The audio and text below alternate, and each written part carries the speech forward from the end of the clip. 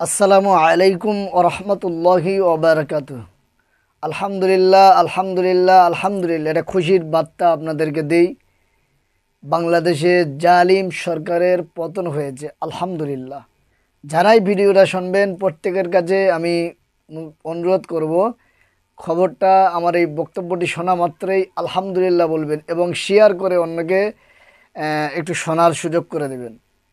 কারণ যে জালিমের পতন হয়েছে আমরা দেখেছি কয়দিন ধরে বাংলাদেশের অবস্থা, কন্ডিশন কি, নেট বন্ধ করে দিয়েছে, গোপনে অত্যাচার করছে, গোপনে অত্যাচারে মাত্রা বাড়িয়ে দিয়েছে, কত ছাত্র ভাইকে শহীদ করেছে, ছাত্রীদেরকে হেনস্থা করেছে, শিশুদেরকে হত্যা করেছে, আলেমদেরকে অসহায় বানিয়েছে, আলেমদেরকে জেলখানায় বন্দি করেছে। আমরা জানি এই সময় যদি আজকে বাংলাদেশ স্বাধীন হয়েছে বিভিন্ন সূত্র মারফত, বাংলাদেশের সূত্র মারফত এবং ফেস দ্য পিপল এবং আমরা ইন্ডিয়ার অনেক চ্যানেল মারফত জানছি দেশ ত্যাগ করেছেন আলহামদুলিল্লাহ। এবং আমরা দেখেছি যদি এই সময় আল্লামা দেলোয়ার হোসেন সাঈদী হুজুর বেঁচে থাকতেন তিনি আরও বেশি খুশি হতেন আলহামদুলিল্লাহ। নির্বিচারে মানুষটাকে 12টা বছর জেলখানার ভিতরে আটকে রেখেছে।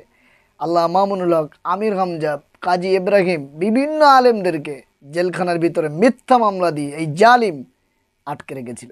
আমরা জানি যুগে যুগে ফেরাউন এসছে, আবু জাহাল এসছে, নমরুদ এসছে, কারুন এসছে, প্রত্যেকের পতন হয়ে গেছে। স্বৈরচারী জালিমের ক্ষমতা বেশি দিন স্থায়ী হয় না। আল্লাহ শেষ পর্যন্ত মাজলুম অসহায়দেরকে বিজয় দেন, তার আরেকটি প্রমাণ। বাংলাদেশের ছাত্র ভাইরা প্রথম কোঠা আন্দোলন নিয়ে তারা আন্দোলন শুরু করলো। আন্দোলন শুরু করতে করতে একের পর এক ওদের অত্যাচার নির্বিচার আর সহ্য হয় না। বাংলার মানুষ অতিষ্ঠ হয়ে গেছে, তাদের বিবেক জেগে উঠেছে, তাদের বিবেক সাড়া দিয়েছে, না এই সরকারের পতন চাই। ইনশাল্লাহ আজকেই 5ই আগস্ট, আজকের দিনটাতে স্বৈরাচারের পতন হয়েছে আলহামদুলিল্লাহ। এবং বাংলাদেশের সমস্ত মুসলমান ভাই বোন, বিভিন্ন ধর্মের মানুষ, তারা সবাই খুশি হয়েছে, সবার মুখে হাসি ঠাট্টা আনন্দ। বাংলার মানুষ প্রত্যেকের কাছে আমার আবেদন, ভিডিওটা বেশি বেশি করে শেয়ার করবেন এবং ও যে অত্যাচার করেছে এর বিচার আমার আল্লাহ দুনিয়াতে করবে কিয়ামত পর্যন্ত। ওর মরণের পরে সবাই আলহামদুলিল্লাহ বলবে। এমন জীবন তৈরি করেছে যে ওর মরণের পরে আলহামদুলিল্লাহ মানুষ বলবে। না, এমন জীবন করো না। তাই সময় থাকতে শয়তান ফেরাউনের উত্তরসূরি দেশ ত্যাগ করেছেন। ছাত্র ভাইদের জন্য বল, আলেমদের জোয়ার, বাংলার মানুষ একতা হয়ে যেভাবে অত্যাচারের বিরুদ্ধে রুখে দাঁড়িয়েছে, জালিম সরকারের বিরুদ্ধে রুখে দাঁড়িয়েছে, দেশ ত্যাগ করতে বাধ্য হয়েছে। শুধু ও নয়, ওর অনেক মন্ত্রী চেলাচামটারাও দেশ ত্যাগ করেছে ছাত্র ভাইদের ভয়ে।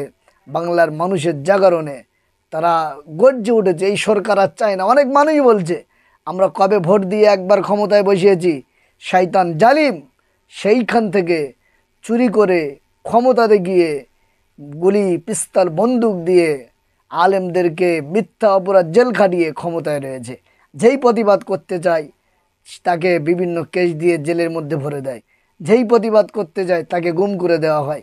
বাংলাদেশের এই কন্ডিশনটা থেকে ভাইয়েরা মুক্তি পেয়েছেন আলহামদুলিল্লাহ আলহামদুলিল্লাহ। সর্বশেষ একটা কথা বলি, ছাত্র ভাইরা আনন্দ উল্লাস করছেন। সবচেয়ে বিজয় আনন্দ হলো ফাসাব্বিহ বিহামদি রব্বিকা আস্তাগফির।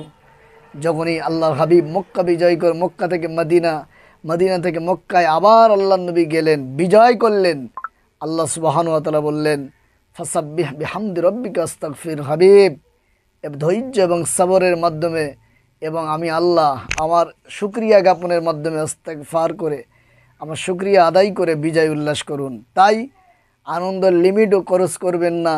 তবে এটা সবচেয়ে বড় খুশির দিন, আনন্দ, যেটা শয়তান দেশ ত্যাগ করেছে, মানুষ খুশি হয়েছে, জনগণ খুশি হয়েছে এবং আল্লাহর খাস করুণা রহমত যদি না থাকতো এই শয়তানকে তারা সরাতে পারত না। আল্লাহর গায়বী খাস মদদ আছে বলে ছাত্র সমাজ, আলেম সমাজ, আবাল বৃদ্ধ বনিতারা, নারী পুরুষেরা উভয় মিলে শয়তানকে গদিচ্যুত করেছেন। শয়তানের মসনাদ ভেঙে তছনছ হয়ে গেছে। ইনশাল্লাহ আগামীতে তারা সুস্থ জায়গা তৈরি করে বাংলাদেশকে সুস্থ স্বাধীনভাবে দেখতে পারবে। এই পর্যন্ত বলে আমি আমার বক্তব্য সংক্ষেপ করছি। প্রত্যেকের কাছে অনুরোধ, শেখ হাসিনা দেশ ত্যাগ করেছে, এই ভিডিওটি শেয়ার করে জানিয়ে দেন।